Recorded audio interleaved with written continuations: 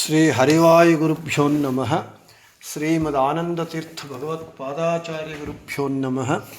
శ్రీ జగన్నాథదాసగురుభ్యో నమః. శ్రీ విద్యాసాగర మాధవతీర్థగురుభ్యో నమః. హరి ఓం. ಹರಿಕಥಾಮೃತಸಾರ ಗುರುಗಳ ಕರುಣದಿಂದ ಆಪನಿತು ಪೇಳುವೆ ಪರಮ ಭಗವದ್ಭಕ್ತರಿದನಾದರದಿ ಕೇಳುವುದು.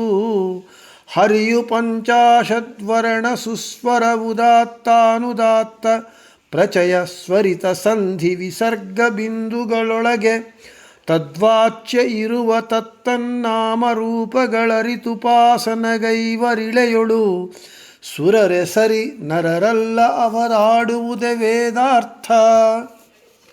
హరికథామృత సారము పాఠంలో నిన్నటి రోజున మనము వర్ణ ప్రక్రియా సంధి యందు 3వ పద్యాన్ని చెప్పుకున్నాం. ఈరోజు 4వ పద్యం. దహిక దೈಶಿಕ ಕಾಲಿಕ ತ್ರಯ ಗಹನ ಕರ್ಮಗಳುಂಟು, ಇದರೊಳು ವಿಹಿತ ಕರ್ಮಗಳ ನರಿತು ನಿಷ್ಕಾಮಕನು ನೀನಾಗಿ. ಬೃಹತಿ ನಾಮಕ ಭಾರತೀಶನ ಮಹಿತ ರೂಪವ ನೆನೆದು ಮನದಲ್ಲಿ ಅಹರಹರ್ ಭಗವಂತ ಗರ್ಪಿಸು ಪರಮ ಭಕುತಿಯಲಿ. ಪದಚ್ಛೇದము.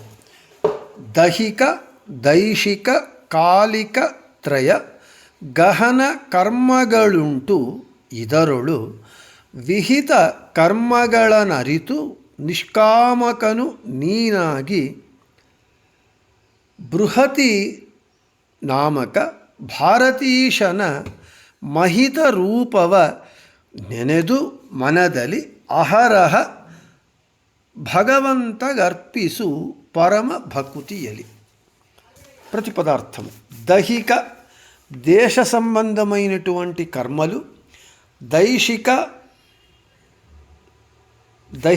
దేహ సంబంధమైనటువంటి కర్మలు, దైశిక ఆయా దేశ సంబంధమైనటువంటి కర్మలు, కాలిక కాలానికి అనుగుణంగా కాలమునకు సంబంధించినటువంటి కర్మలు, త్రయ అంటే ఈ విధంగా దేహ దేశ కాల సంబంధమైనటువంటి 3 రీతి కర్మల యొక్క గహన కర్మಗಳು, వాటి యొక్క గూఢమైనటువంటి కష్టమైనటువంటి కర్మ విశేషములు ఉన్నాయి. ఈ విధంగా ఉన్నాయి. ఇతరులు ఆ 3 కర్మల పరంపరయందు విహిత కర్మಗಳ అంటే ఎవరెవరి వర్ణాశ్రమోచితమైనటువంటి విహితమైనటువంటి కర్మలను అంటే తప్పక ఆచరించవలసినటువంటి కర్మలను అరితు తెలుసుకొని జ్ఞానానుసంధాన పూర్వకముగా నిష్కామకను అంటే ఆ కర్మల ఫలమునందు అపేక్ష లేకుండా అపేక్షారహితుడై నీవు ఆ కర్మలను జ్ఞానానుసంధాన పూర్వకంగా ఆచరిస్తూ బృహతి నామక మన దేహంలో ఉన్నటువంటి 72,000 నాడుల లోపల ఉన్నటువంటి బృహతి పేరుతో ఉన్నటువంటి భారతీశన భారతీపతి అయినటువంటి వాయుదేవుల వారి ఈశుడైనటువంటి మహిత రూపవ భగవంతుని మహిత అనేటటువంటి భగవంతుని రూపమును నెనెదు మనదలి మనసా స్మరిస్తూ పరమ భకుతియలి అత్యంత శ్రేష్టమైనటువంటి నిర్మలమైనటువంటి భక్తి భావము చేత అహరహ ప్రతిదినము భగవంతునిగే షడ్గుణైశ్వర్య సంపన్నుడైనటువంటి భగవంతునికి అర్పిసు, అన్ని కర్మలను భగవంతునికి అర్పించుము అని చెబుతూ ఉన్నారు. ఇక తాత్పర్యం. దేహ సంబంధమైన దేశ సంబంధమైన కాల సంబంధమైనటువంటి 3 రీతి కర్మలు చాలా కష్టతరమైనటువంటివి, గహనమైనటువంటి కర్మలు 3 విధములైన కర్మలు ఉన్నాయి. వాటి యందు వర్ణాశ్రమోచితమైనటువంటి విహితమైనటువంటి కర్మలను జ్ఞానానుసంధానపూర్వకముగా ఆచరిస్తూ నిష్కాముకుడవై అంటే ఫలాపేక్ష లేకుండా ఆచరిస్తూ జ్ఞానానుసంధానపూర్వకంగా మన దేహంలో ఉన్నటువంటి 72,000 నాడుల యందు ఉన్నటువంటి బృహతినామక వాయుదేవుల వారి భారతీపతి అయినటువంటి వాయుదేవుల వారికి ప్రభువైనటువంటి మహిత రూప, మహి అంటే లక్ష్మీదేవి, లక్ష్మీపతి అయినటువంటి భగవంతుని రూప విశేషములను మనసా స్మరిస్తూ అత్యంత భక్తితో అహరహము అంటే ప్రతిదినము స్మరిస్తూ ఆ స్మరణ అనేటటువంటి కర్మను ఆ షడ్గుణైశ్వర్య సంపన్నుడైనటువంటి భగవంతునికి నీవు అన్ని కర్మలను అర్పించుము అని చెబుతూ ఉన్నారు. ఇక వివరణకు వస్తే 3 విధములైనటువంటి కర్మలు. దైహిక అంటే మనము దేహముతో చేసేటటువంటి కర్మలు, నమస్కారములు, సేవలు, ఇటువంటి కర్మలు. ఇక దైశిక అంటే పుణ్యక్షేత్రములు, క్షేత్రములకు బదరీ క్షేత్రము, తిరుపతి, ఈ విధంగా ఆ క్షేత్రములకు పుణ్య తీర్థక్షేత్రములకు వెళ్ళి అక్కడ చేయవలసినటువంటి విహితమైనటువంటి కర్మలు.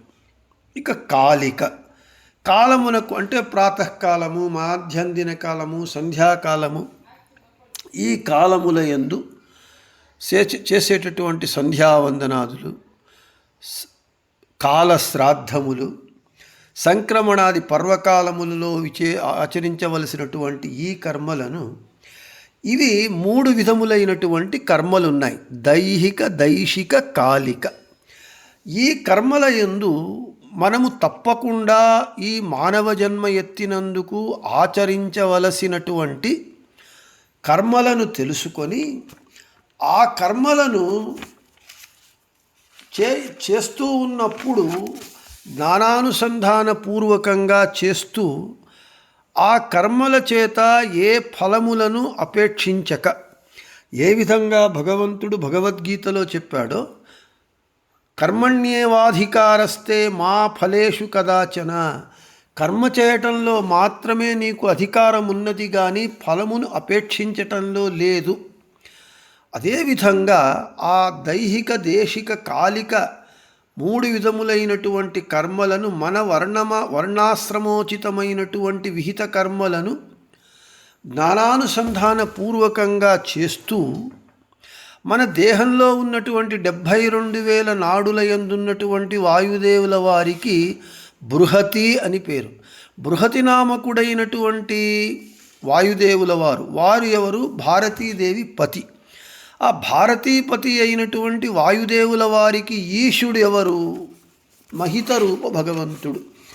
మహిత అనంటే మనకు మా అంటే లక్ష్మీదేవి, హిత అంటే లక్ష్మీదేవికి ప్రియుడైనటువంటి ప్రియకరుడైనటువంటి భగవంతుని రూప విశేషములను, క్రియా విశేషములను జ్ఞానానుసంధానపూర్వకంగా సదా స్మరిస్తూ ఆ కర్మలను అహరహము అంటే ప్రతినిత్యము ఆ భగవంతునికి నీవు ఫలాపేక్ష రహితుడవై భగవంతునికి నీవు సమర్పించు అని మనకు జగన్నాథదాసుల వారు నిత్యము మనము ఏ విధంగా ఈ కర్మలన్నీ మనము చేసి తీరాలి, తప్పదు. ఈ త్రివిధ కర్మలు మనము మన జీవితంలో చేసి తీరాలి.